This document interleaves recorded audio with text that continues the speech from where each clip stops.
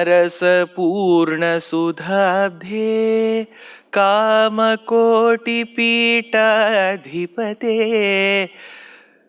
चरणे शरणं देहि ते चन्द्रशेखर गुरुमूर्ते अक्षयानन्द चित्सक्ते दक्षिणादिमुख शिवाकृते रक्ष रक्ष मां तपोनिधे चन्द्रशेखर गुरुमूर्ते. ஸ்ரீயப்பதியான பகவானுடைய பரமானுகிரக விசேஷத்தினால் புருஷ சுக்தத்தின் அர்த்த விசேஷங்களை இன்று தொடக்கமாக 5 நாள் பார்க்க போறோம்னு சொல்லியிருக்கேன். முதல் நாள் வேத பங்கி, வேதத்தில் இருக்கக்கூடிய மந்திரங்கள், அதுக்குள்ள தாத்பரியார்த்தங்களை கேட்கும் போது கொஞ்சம் இது ராமாயணம் பாகவதம் மாதிரி இல்லையேன்னு தோணும். கொஞ்சம் கஷ்டமா இருக்கோ அப்படிங்கிற மாதிரியும் இருக்கும். கவலையே படாதீங்கோ, 4 நாட்கள்ல பழகிவிடும்.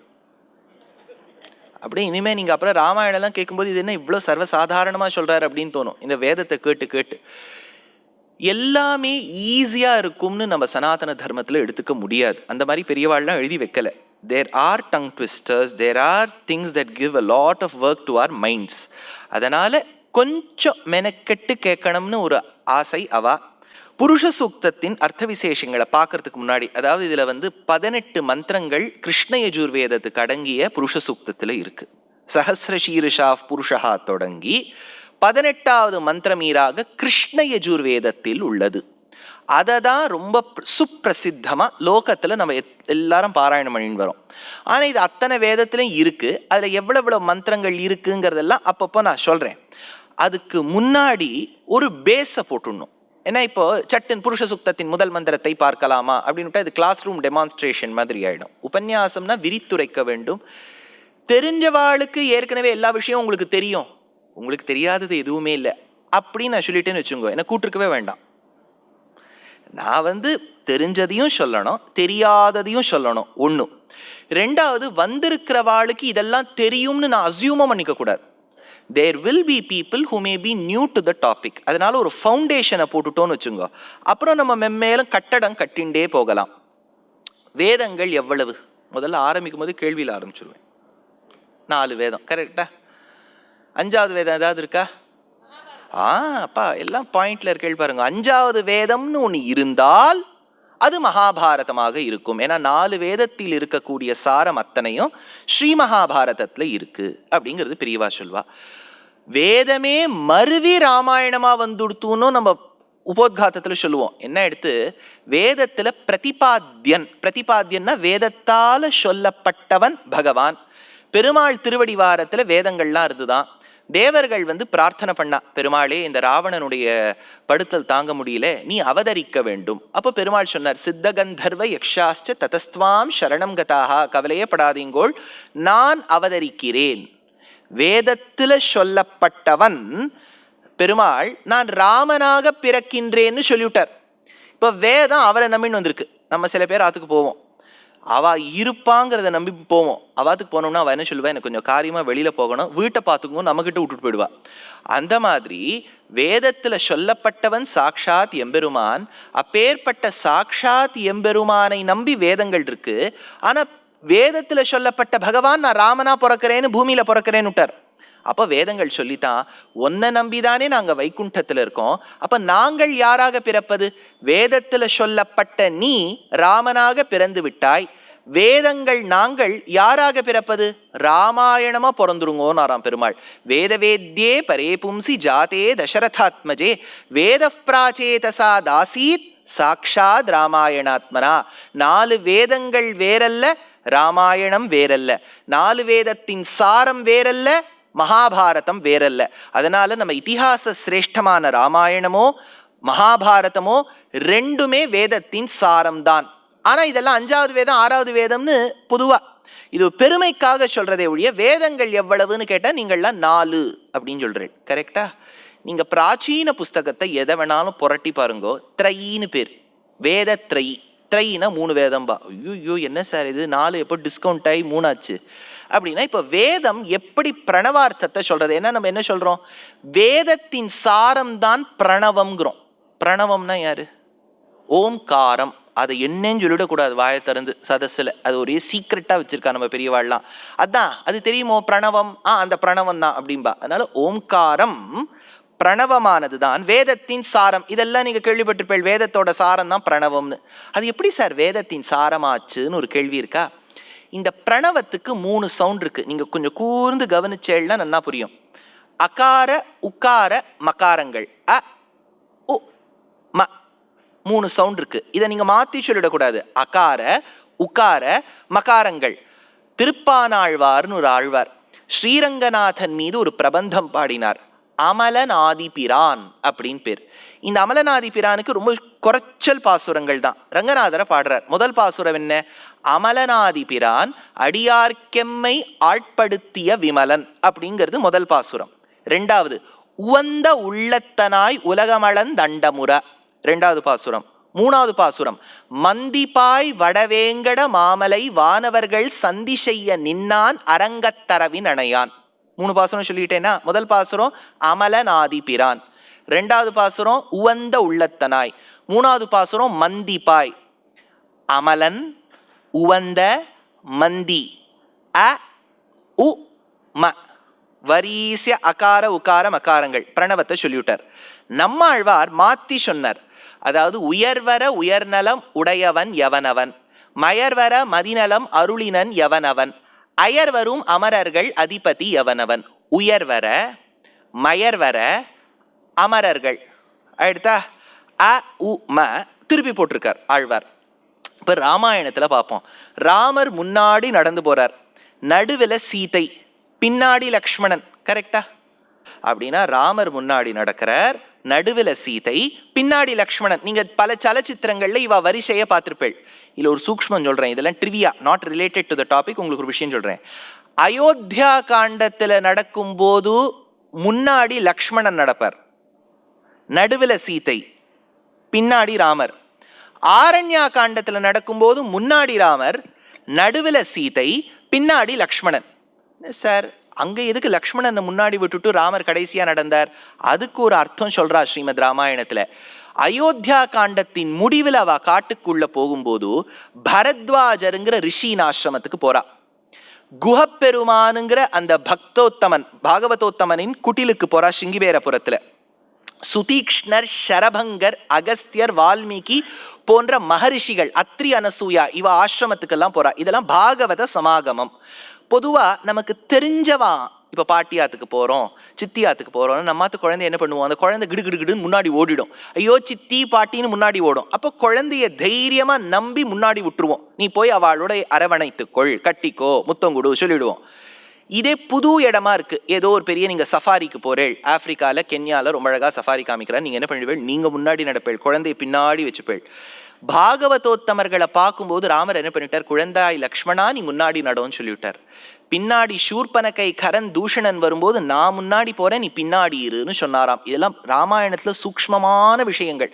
சரி, இப்போ ராமர் நடக்கிறார், நடுவில் சீதை, பின்னாடி லக்ஷ்மணன். இவ 3 பேரும் நடந்து போகும்போது வால்மீகி ஒரு ஸ்லோகம் இயற்றுகின்றார். அக்ரத பிரயயௌ ராமஹா. அக்ரதஹானா முன்னாடி நடக்கிறார் ராமர். அக்ரதஹா பிரயயௌ ராமஹா, ராமன் முன்னாடி நடக்கிறார். சீதா மத்தியே சுமத்தியமா, நடுவில் சீதை நடக்கிறா. நடுவில் சீதை ஏன் நடக்கிறார்? வால்மீகியுடைய நயத்தை பாருங்க. சுமத்தியமா, ஏன்னா அவ இடையழகி. இடையில ஏன் நடக்கிறா? ஏன்னா அவ இடையழகி. மத்தியமா, சுமத்தியமான அவ இடுப்பு இருக்கா இல்லையா? ஏன்னா இடுப்புங்கிறது நடுபாகம் இல்லையா? அது மேல் பாகத்தையும் கீழ்பாகத்தையும் கனெக்ட் பண்ணணுமா. இடுப்புங்கிறது it should connect the upper torso and the lower torso. That is its only purpose. It should not be visible to the onlookers eyes. இடுப்புங்கிறது நீங்கள் சூக்ஷ்மமாக எங்கேயோ தூர்பின்லேன்னு பார்த்தா இப்படி ஜூம் பண்ணி, இப்போல்லாம் இப்போ டிஜிட்டல் கேமரா இப்படி ஜூம் பண்ணி பார்த்தா மெல்லிஷா ஒரு குச்சி மாதிரி தெரியணுமா. அந்த சுமத்தியமா இடையழகியாக இருக்கக்கூடிய சீதை ராமனுக்கும் லக்ஷ்மணனுக்கும் இடையே நடந்தாள்.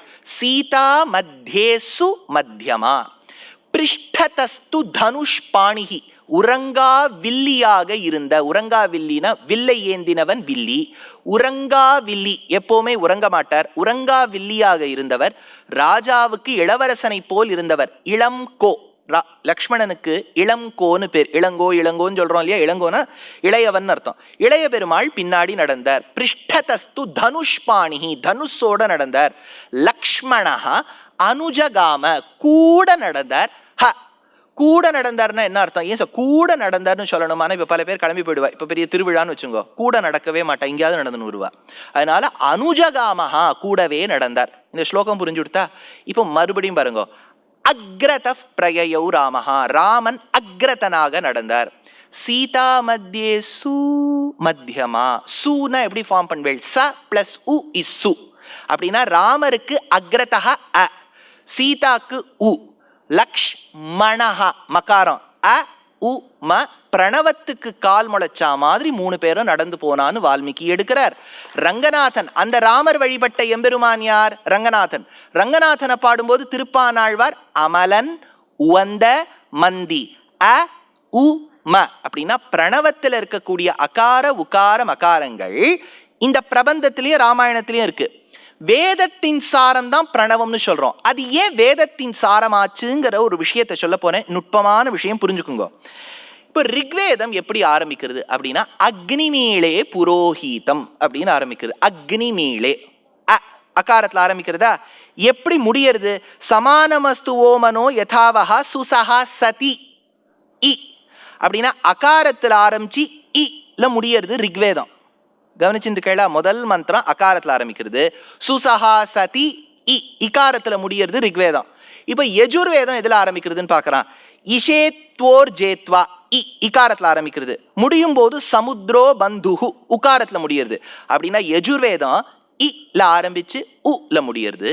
ரிக்வேதம் அல ஆரம்பிச்சு ஈல முடியறது. ஆனால் நம்ம வரிசையாக சொல்லும்போது ரிக்வேதம் யஜுர்வேதம் சொல்றோம்.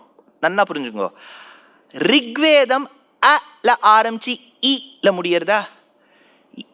ரிக்வேதம். யஜுர்வேதம் இல ஆரம்பிச்சு ஊல முடியறதா?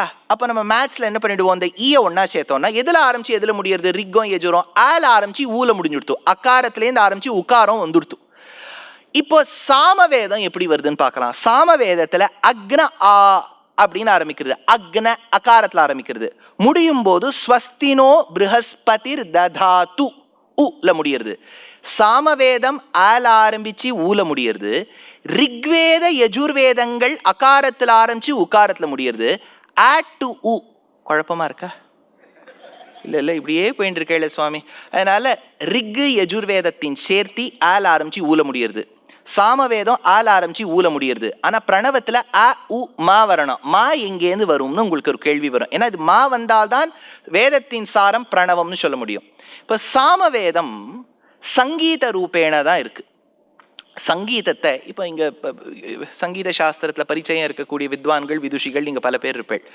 இன்னைக்கு நம்ம சொல்லக்கூடிய ராகங்களை மேளகர்த்தாக்கள்னு பிரிக்கிறோம். 72 மேளகர்த்தா ராகங்கள். அதில் 36 ஒரு தினுசு சொல்லுவோம், 36 இன்னொரு தினுசா சொல்லுவோம். ரெண்டுத்துக்கும் வித்தியாசம் மகாரத்தில் மட்டும்தான் வித்தியாசம் வரும். மா 1 மா 2 சரிகம சங்கராபரணம், சரிகம கல்யாணி. இப்போ மா 1 மா 2ல வித்தியாசம் வந்துடுத்துன்னா த்விமத்தியம ராகங்களும் உண்டு. இப்போ ஹமீர் கல்யாணி எடுத்துட்டேன்னா மா 1 மா 2 ரெண்டும் வரும். இப்போ விஷயம் என்னன்னா மக்காரத்தில் தானே வித்தியாசம் வருது, இம் சவுண்ட்ல தானே வித்தியாசம் வருது. அப்போ சாமகானம் கான சாஸ்திரத்துக்குரியது மா. ரிக்வேத யஜுர்வேத சாமவேதங்கள்ல வரக்கூடியது ஆ டு உ, அகார உகார மகாரங்கள் வந்துடுத்து. இதனுடைய சேர்த்தி தான் பிரணவம். அதனால இந்த 3 வேதம், அதனால தான் நீங்க பிராச்சீன புஸ்தகங்கள் எடுத்து பார்த்தேன்னா 3 வேதம் தான் இருக்கும். ஏன் சார் 4வது வேதம் சொல்லலையான்னா முதல் 3 வேதத்துல சொல்லப்பட்ட மந்திரங்கள் அதுல இருக்கக்கூடிய சாரமான விஷயங்கள் தான் 4வது வேதத்துல அடங்கியிருக்கு. அதனால வேதங்களை 4ன்னு சொல்லலாம், தப்பில்லை. சதுர்வேதின்னு பல பேர் வச்சுப்பா சர்நேம்ல. 3 வேதம்னு சொல்லலாம், திரிவேதின்னு சொல்லுவா. 2 வேதம்னு வச்சுக்கலாம். எப்படி சார் 2ன்னு வச்சுக்கிறதுனா ரிக்கில் இருக்கக்கூடிய பத்தியரூபமான மந்திரங்கள் தான் மருவி சாமமா வருது. கிட்டத்தட்ட 90% 1432 மந்திரங்களோ என்னவோ ரிக்வேதத்திலேருந்து சாமவேதத்துக்கு வந்திருக்கு. அதனால ரிக்கில் இருக்கக்கூடிய மந்திரங்கள் தான் ஒரு விதமா பாடிவிட்டான சாமம் ஆயிடுறதா? அப்படின்னா ரிக்கும் சாமமும் ஒண்ணுன்னு வச்சுக்கலாமா? அப்போ ரிக் இஸ் ஈக்குவல் டு சாமம்னா அது 1, யஜுர்வேதம் 2, அது கத்திய ரூபேன இருக்கு. அப்படின்னா 2 வேதம்னு வச்சுக்கலாம், த்விவேதி. அதனால ரிக்வேத சாமவேதங்கள் ஒரு கோஷ்டியா வச்சுட்டு யஜுர்வேதத்தை இன்னொரு கோஷ்டியா வச்சுட்டா த்விவேதி, ரிக்கு யஜுஹு சாமம்னு வச்சுட்டா திரிவேதி, அதர்வணத்தையும் சேர்த்துட்டா சதுர்வேதி. இப்ப 4 வேதங்கள், 4 வேதத்திலையும் சொல்லப்பட்டிருக்கு பிரணவம். ஆச்சா, இது ஒரு லேயர் ஆயிருக்கு. இப்போ ஃபவுண்டேஷன்ல ஒரு லேயர் போட்டிருக்கோம். இப்போ நம்ம கியூரிங் இது ஒன்றுக்கு சிமெண்ட் பேட்சிங்லாம் பண்ணணும். இப்போ இந்த பிரணவம் தான் மருவி விஸ்தாரமாயி காயத்ரி மந்திரம் ஆச்சு. காயத்ரி மந்திரம் யாருக்கு தெரியும்? அனுராதா பௌடுவாலுக்கு தெரியும். அதுதான் ரொம்ப அழகா ராகங்கள்லாம் போட்டு பாடியிருக்காரு. ரிஷிகள் போட்ட ராகம் பௌடுவாலுக்கு பிடிக்கல.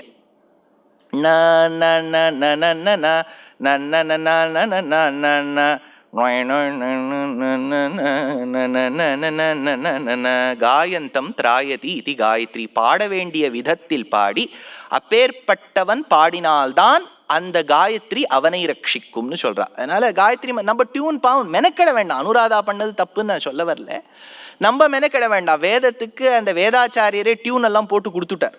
ஸ்லோகங்களுக்கு நம்ம போடலாம், நீங்க எது வேணாலும் பாடிக்கலாம், முக்காரியில பாடலாம், அதுல பாடலாம், இதுல பாடலாம். ஆனால் வேதங்களுக்கு அந்த டியூன் என்ன இருக்கோ ஸ்வரத்துல தான் பாடணும். சரி, இப்போ காயத்ரிக்கு வரேன். முதல்ல எங்கேருந்து ஆரம்பிச்சோம்? வேதத்தில் இருக்கக்கூடிய தாத்பரியார்த்தம் பிரணவம். அந்த பிரணவம் ராமாயணம் பிரபந்தத்துல சொல்லப்பட்டிருக்கு. இந்த வேதத்துல இருக்கக்கூடிய அகார உகார மகாரங்கள் தான் வேதத்துல வந்திருக்குன்னு சொல்லியிருக்கேன்னா, இப்போ நான் உங்களுக்கு ஒரு விஷயம் சொல்ல போறேன். தபஸ்வாத்யாய நிரதம் தபஸ்வி வாக்விதம்பரம் நாரதம் பரிபப்ரச்ச வால்மீகிர் முனி புங்கவம். எங்கேயோ கேட்ட மாதிரி இருக்கா? ராமாயணம் சார், என்ன உங்களுக்கு இது கூட தெரியாம நீர் மேடை ஏறியாச்சு. ராமாயணத்தில் முதல் ஸ்லோகம், பாலகாண்டத்தில் இருக்கக்கூடிய முதல் சாப்டர், முதல் ஸ்லோகம் தபஸ்வாத்யாய நிரதம். ஆச்சா, இப்ப நான் இன்னொரு ஸ்லோகம் சொல்றேன். சதேன பரமாஸ்திரேண மானவேன சமாஹதஹ சம்பூர்ணம் யோஜனசதம் க்ஷிப்தஹ சாகர சம்ப்ளவே. என்ன சொல்றார்? யோஜன சதம், 100 யோஜனைகள் தள்ளி ஒத்தன்னா அடிச்சார் அப்படின்னு ஒரு ஸ்லோகம் இருக்கு. யார 100 யோஜனை தள்ளி அடிச்சா? இப்படியே பேசிட்டு இருந்தீர்னா நாங்க தான் உங்களை அடிப்போம். யார 100 யோஜனை தள்ளி அடிச்சா ராமாயணத்துல? மாரீச்சன். Very good. அந்த மாரீச்சனை 100 யோஜனை தள்ளி அடிச்சதா சொல்றது இல்ல, சுபாகுவை கொன்னுட்ட மாரீச்சனை தான் அடிச்சார். மானவாஸ்திரேன. Very good. ஆனால் தமிழ்நாட்டில் வந்து விழுந்தார். உத்தரப்பிரதேஷ்லேயும் தமிழ்நாட்டில் ஒரு ஆலமரத்து கீழே வந்து உட்காந்து சன்னியாசியா மாறிட்டார் மாரீச்சன். அப்புறம் தான் மானா போறார். இப்போ விஷயம் என்னன்னா, இந்த ஸ்லோகம் சொல்லியாச்சா, இப்போ இன்னொரு ஸ்லோகம் சொல்றேன். விஸ்வாமித்ரோ மகாதேஜா பூயஸ்தேபே மஹத்தபஹ தத காலேன மஹதா மேனகா பரமாப்சராஹ. அப்சரஸ், ரொம்ப உயர்ந்த அப்சரஸா இருக்கக்கூடிய மேனகா வந்து விஸ்வாமித்திரர் முன்னே ஆடினாள், மயக்கினாள் இருக்கு. இதுவும் ராமாயணத்துல வரக்கூடிய ஸ்லோகம் தான் சார். ராமாயணத்துல வரக்கூடிய 3 ஸ்லோகங்கள் சொல்லியிருக்கே, இது எதுக்கு கனெக்ஷனே இல்லாம சொல்றீர்? முதல் ஸ்லோகம் பாலகாண்டத்துல முதல் சாப்டர்ல வரக்கூடிய முதல் ஸ்லோகம். ரெண்டாவதா நான் சொன்னது சதேன பரமாஸ்திரேன பாலகாண்டத்துல 30வது சாப்டர்ல 18வது ஸ்லோகம். மூணாவதா சொன்ன விஸ்வாமித்ரோ மகாதேஜா முதல் பாலகாண்டத்துல 63வது சாப்டர்ல 3வது ஸ்லோகம். என்ன சார் இதுக்கு தாத்பரியம்னா, மறுபடியும் இதை சொல்றேன் கேளுங்க. தபஸ்வாத்யாய நிரதம் எந்த அக்ஷரத்துல ஆரம்பிக்கிறது? த. சதேன அப்படின்னு 2வது ஸ்லோகம். இது எதுல ஆரம்பிக்கிறது? ச. மூணாவது விஸ்வாமித்ரோ வி. த ச வி. ஏதோ பண்ண மாதிரி இருக்கா? தத் சத் விதுர்வரே இங்கேயோ இருக்குல்ல. ஐயோ என்ன சார் இது, இதுக்கும் அதுக்கும் என்ன கனெக்ஷன் அப்படின்னா, இப்ப நான் சொன்னது என்ன தெரியுமோ, முதல் 1000 ஸ்லோகங்கள் ராமாயணத்துல இருக்கக்கூடிய முதல் 1000க்கு முதல் ஸ்லோகம்னு இருக்கும் இல்லையா, அந்த முதல் ஸ்லோகம் தான் தபஸ்வாத்யாய. 2வது 1000 செட்டு ஸ்லோகத்தின் முதல் ஸ்லோகம் தான் சதேன. 3வது செட்டு 1000 ஸ்லோகங்களின் முதல் ஸ்லோகம் தான் விஸ்வாமித்ரோ.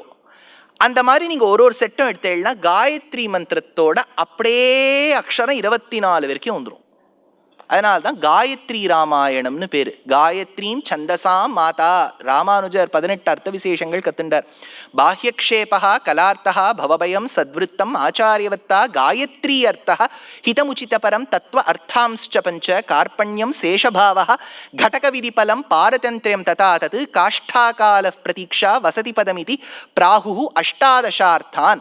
1000 வருஷத்துக்கு முன்னாடி திருப்பதிக்கு சென்று மாமாவாய் ஆச்சாரியனாய் இருக்கக்கூடிய மாதுலராய் பெரிய திருமலை நம்பிகள் கிட்ட ராமாயணத்தை 1 வருஷ காலம் கத்துண்டு அதுல 18 ரகசியங்களை கத்துண்டார். அதுல 6வது ரகசியம் காயத்ரி அர்த்தா. மாறக்கூட மாறாது. த ச வி து வ ரே அப்படியே வரும் அந்த 1000 ஸ்லோகத்துல முதல் ஸ்லோகத்தின் முதல் அக்ஷரம். அப்படின்னா ராமாயணத்தை வேதத்தின் சாரம்ங்கிறோம், காயத்ரிய பிரணவத்தின் சாரம்ங்கிறோம். பிரணவத்திலேருந்து வந்தது காயத்ரி, காயத்ரியிலே கொடுத்தவர் விஸ்வாமித்திரர், விஸ்வாமித்திரர் தான் ராமனுக்கு ஆச்சாரியனா ஒரு காலகட்டத்தில் இருந்தார். அப்படியே வந்துடுத்து பாருங்க. அப்படின்னா எல்லாமே கனெக்டட். நம்ம தனித்தனியாக பார்க்குறோம் பாருங்க. சனாதன தர்மத்தில் வேதங்களை நான் அவ்வளவா எனக்கு பிடிக்காது சார், ராமாயணம் தான் பிடிக்கும். இது எப்படி சொல்ல மாதிரி இருக்குன்னா, உங்கள் அம்மாவை பிடிக்குமா? இல்லை சார், எங்கள் அம்மாவோட லெஃப்ட் ஹேண்டு தான் எனக்கு பிடிக்கும், ரைட் ஹேண்டு தான் பிடிக்கும். சனாதன தர்மத்தில் பற்று உள்ளவர்களுக்கு வேதத்தில் எவ்வளவு அபிருச்சியோ அவ்வளவு அபிருச்சி ஸ்ரீமத் ராமாயணம் மகாபாரதத்தில் இருக்கணும். மாத்தியும் வச்சுக்கோங்க, வைசி வர்சாவையும் வச்சுக்கோங்க. அப்பேற்பட்ட அந்த வேதத்தின் சாரத்தை நம்ம இப்போ பார்க்க போறோம்.